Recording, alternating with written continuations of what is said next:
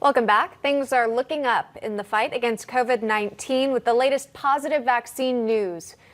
But you might not know that from some of the rhetoric coming from liberal politicians and also the establishment media who seem to cheer them on. Joining us to discuss is our panel of the day. We have a Republican strategist, Esther Valdes Clayton, joining us live. Also, former governor of Wisconsin, Scott Walker. Great to see everyone here. Esther, I'll start with you, and I actually do want to start with the clip from Kamala Harris she made in regards to the coronavirus vaccine coming out during a Trump administration. Here's what she had to say. If the public health professionals, if Dr. Fauci, if the doctors tell us that we should take it, I'll be the first in line to take it. Absolutely. But if Donald Trump tells us that we should take it, I'm not taking it. And Esther, we've now learned that there are 3 vaccine companies right now who have had positive results for their trials. Based on that statement there that she made so publicly at the vice presidential debate, do you think that could have an impact on some Americans who might be hesitant to take one of the 3 vaccines that would have come out during a Trump administration? Well, absolutely. I mean, the vice president-elect, Kamala Harris, has stated that she would be the first one in line. So we're all waiting to see whether she will actually make her statement true and valid, especially for Black communities. Of course, now she is the highest ranking a woman of color to have ever served in that office.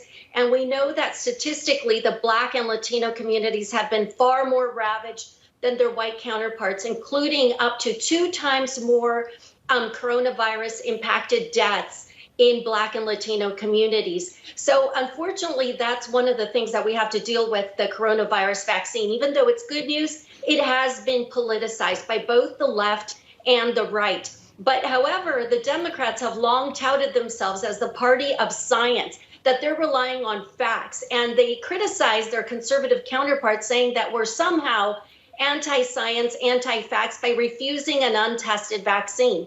Now that it's a Biden administration that will largely be disseminating and distributing this vaccine, it will be very interesting whether Democrats change their tune and actually ask or demand that the American populace be able to gain access to the vaccine, and also how distribution is going to be impacted. There's also been a lot of debate whether this vaccine will be first distributed to lower income Americans, as well as Americans of color. So we'll see whether Kamala Harris will make true on her assertion that she will be the first one in line. Yeah, we will see. Only time will tell. As you say, distribution is a big question right now. People wondering how exactly it'll get out to the masses. We know with Operation Warp Speed, military members would be included in sort of that distribution plan. But Governor Walker, I'll ask you this because Governor Andrew Cuomo always likes to make a comment in regards to anything, any news coming out of the Trump administration. Here's what he said in regards to the coronavirus recently. Watch this. How can we shape the Trump administration vaccine plan to fix it or stop it before it does damage? So again, Governor Walker, this idea that perhaps there could be damage done by distributing a coronavirus vaccine. Your thoughts on his comments? Well, Andrew Cuomo is just a national disgrace. I mean, this is a guy who sent COVID positive people to nursing homes. This is a guy who tells people in New York and elsewhere across America that they're to blame. And yet time and time again, him and his family contradict the very measures he's talking about. And now he's trying to politicize getting this vaccine out. I was talking to Vice President Mike Pence last night, and I got to say, for this president, vice president, and their team, this is one of the Operation Warp Speed is one of the most remarkable achievements in American history, at least recent history.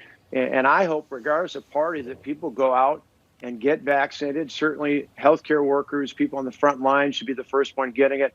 Then people based on age and based on condition should be getting it shortly thereafter. But by early next year, we're going to be in a position where we're not having to worry about coronavirus because this vaccine is going to be across America and around the world.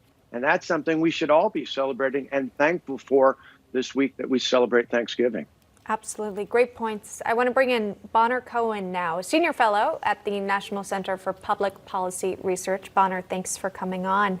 And what's interesting is, absolutely, we've been talking about sort of this media bias, this liberal politician bias that we might have, and we've seen play out in regards to the coronavirus vaccine, how quickly it was able to come together, and also the methods of distribution as well.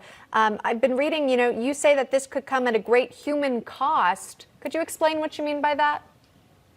Yes. The coronavirus debate has degenerated in many respects to an attack on those who called into question the measures that have been taken to stem the spread of the virus.